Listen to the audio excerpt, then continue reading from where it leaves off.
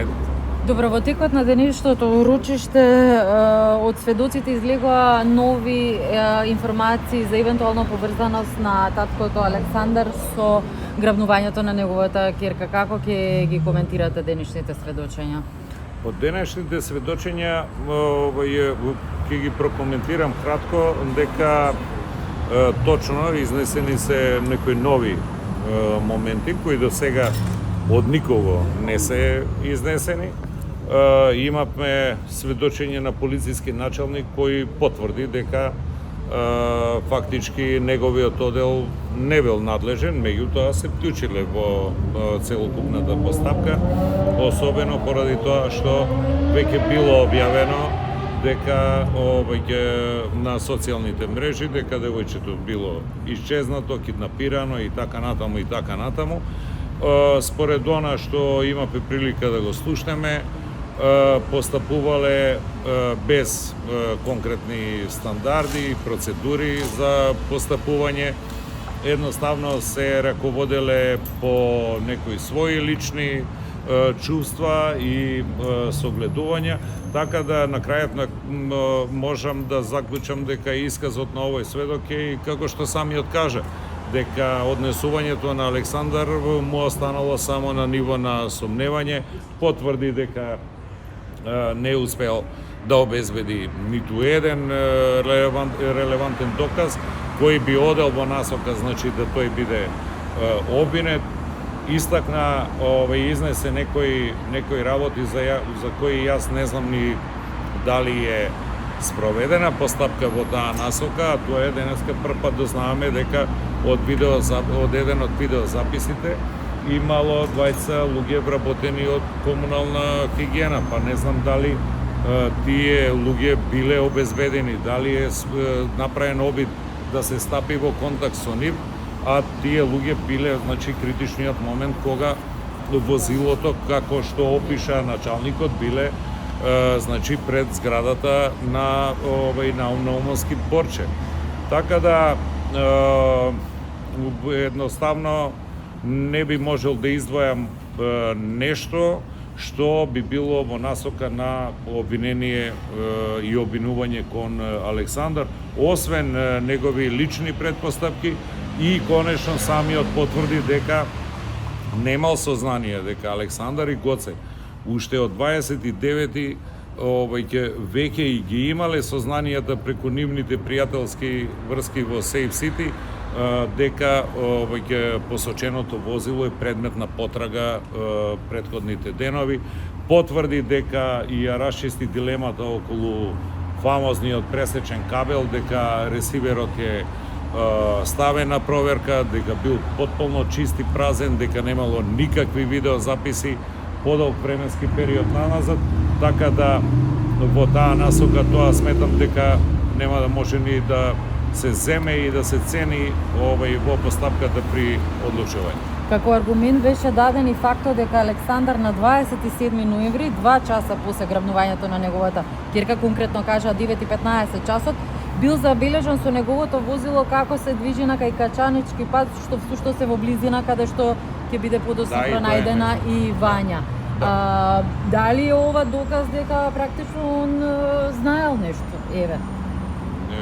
Тоа требала полицијата да го испита и денеска видовме во исказот на началникот дека тој понатаму, значи, за цело време пројавува сомнежи, исто како што тоа го прави и јавниот обвинител. А Александар воопшто не крие, ниту во момент се обидел да сокрие дека со возилото бил на неколку локации, не само према таа од Качанички пат.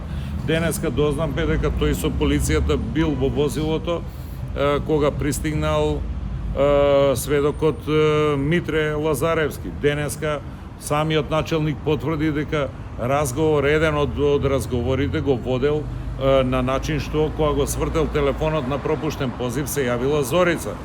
Значи и разговорот со Александар се водел во присуство на Зорица.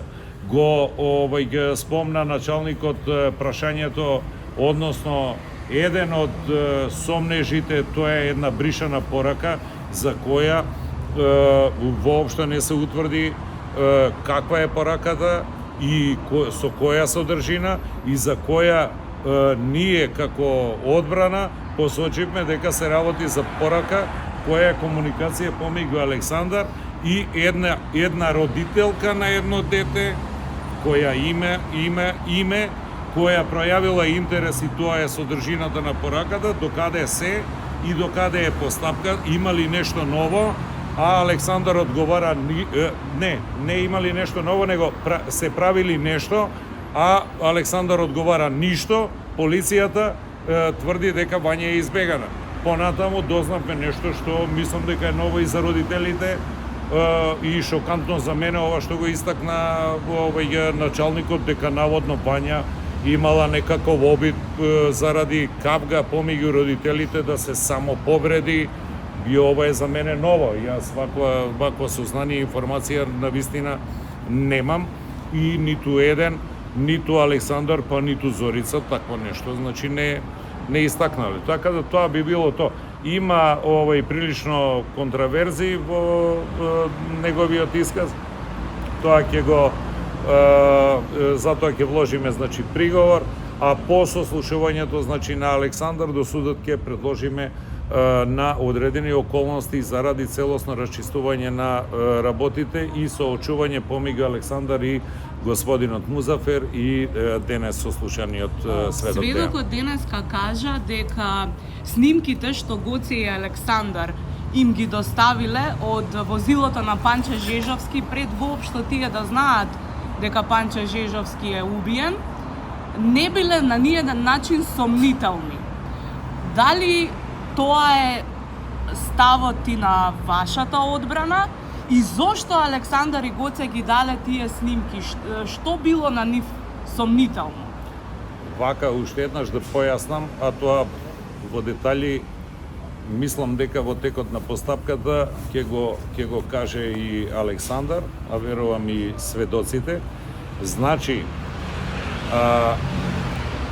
фокусот на Александар и на Гоце кон возилото е во моментот кога од нивна пријателска врска од Сейф Сити добиваат потврда дека помеѓу другото за ова возило е распишана потрага, односно тоа возило кое се наоѓа на снимката во група на други возила е предмет на потрага неколку дена наназад, односно конкретно 3 дена. Александар и Гоце пред СВР Скопје знаат дека возилото има потрага. Апсолутно, Александар, па тоа е најголемата трагедија и де факто потврда на сето она што го тврдиме како одбрана од првиот момент е денешниот исказ на началникот дека постапувале без било какви правила за мерки и стандарди за постапување во ваков случај, постапувале секој според некое свое наоѓање. Сами слушнавте дека отишле во една насока со истрагата, па после застанале, па тргнале во сосема друга насока и де факто ова што им го дале Александар и Гоце фактички е клучниот момент на поврзување на двата настани, а со цел и овозможување на откривање на двата случаи. Инаку јас лично тврдам дека да не биле вклучени овие двајца луѓе, ние и денеска ќе имавме состојба каде што Вања и Панче ќе се водеа за исчезнати и немаше да бидат пронајдени, тоа сум сигурен. Можете ли да го појасните моментот како Гоце и Александар ја добиваат снимката од Велес од бензинска пумпа и зашто ја бараат? Особено што да дека полицијата не се раководела според прописи, овие збора вашиот клиент и неговиот пријател наоѓаат снимки што помага за мојот клиент е многу нормално да се раководи према некои лични нагони и чувства и без некакви правила, односно според некои негови логични правила. Истото се однесува и на Гоце. Меѓутоа, они преземаат се по некоја инерција и то не е спорно. значи снимките ги обезбедија тие и тоа не е спорно. Ги пратиле на денес ослушаниот началник и тоа не е спорно. Александар во ниеден момент не криел комуникацијата помеѓу него, Музафер и господинот Дејан. Се што имал споделил со Зорица, денеска тоа го потврди и началникот, дека во нејзино присуство се одбивал разговор. Понатамо, она и истражување со лице од Шведска, значи се работи за дете, кое има свое име и кое не сакам да преудицирам, живее во Шведска и така натаму и така натаму. А за него денес испитаниот сведок говори као да е то возрасен човек, па вика, па го чекавме и проверувавме дали има влезе или излез во земјата и така натаму. Се работи за дете кој у тоа време имало 14 години. Може ли уште еден момент само да објасните? Инспекторот спомена дека во еден момент Александар неповрзано зборувал: проверете со постаро лице од Охрид или од Велес. Дали можеби Александар се сомневал дека потенцирал Велес? Лице, Па, мислам дека... Дали можеби мислам Александар се дека- сомневал дека Панчо Жижовски Тоа. го грабнал? Не верувам. Значи, појасни и началникот во таа смисла дека во тој момент се присутни и Зорица и Александар. И дека Зорица и Александар разговарале за конекцијата на Вања со некои 2 или 3 другарки кои имале конекција и поврзано со некои постари лица. И тука веќе сето тоа добива некоја своја логика и он се јавил, значи, да информира да и во таа насока се испита целата работа и воопшто во ниеден момент не преудицирал, значи, за какво лице се работи. Едноставно пренел разговор кој се одвивал претходно помеѓу него и Зорица. Тоа е Само тоа. ви молам, кажете, рековте дека началникот не каже за содржината на пораката, меѓутоа 2-3 пати истекна дека во пораката, во групата на родители, пишувало дека колку барат, само нека кажат колку пари барат. Тоа е негово А вие него викате нешто сосема друго. сега ќе ви кажам, тоа е он бил должен да спроведе целокупна постапка и да достави доказ дека тоа е така. Он денеска потврди дека освен бришана порака, таква содржина во Viber група помеѓу другите родители нема. И кажува своји предпоставки кои ги добил како сознание од други родители. Па сега јас поставувам прашање, па зошто не е опфатен некој од тие родители денеска и да биде дел од постапката? Тврдам, значи се знае и кој е родителот и кој е лицето, дека Александар има комуникација на прашање од тоа лице како родител загрижен, одговара на прашање и одлучува после тоа да ја избрише комуникацијата, бидејќи смета, вели и самиот, значи да не свати полицијата дека ја обструирам, односно попречам истрагата. Тоа е во лична комуникација? Лична комуникација помеѓу во Вибер групата, од кои се издвојува еден родител и упатува прашање, на кое прашање тој одговара и после тоа, значи, одлучува да ја избрише пораката, како што и самиот ми кажа, за да, ако прочита полицијата, да не ми замера дека ја обструирам постапката. Иначе неговиот одговор е баш така, децидно. Ништо, вика, што преземаат? Ништо, тврдат дека Вања е избегана. Топ. Само уште одговор на колешката, ние одговоривте за снимката во Велес, бензинската. Посетим. Да, зошто Од кого е снимката? Од роднина на... Како може да- Е набавена од роднина на Гоце. Тоа е Како неспорно. стигнале до таа снимка? Тоа е неспорно. Како дошли до неа? Тоа ќе го објасни во својот исказ Гоце Трајковски.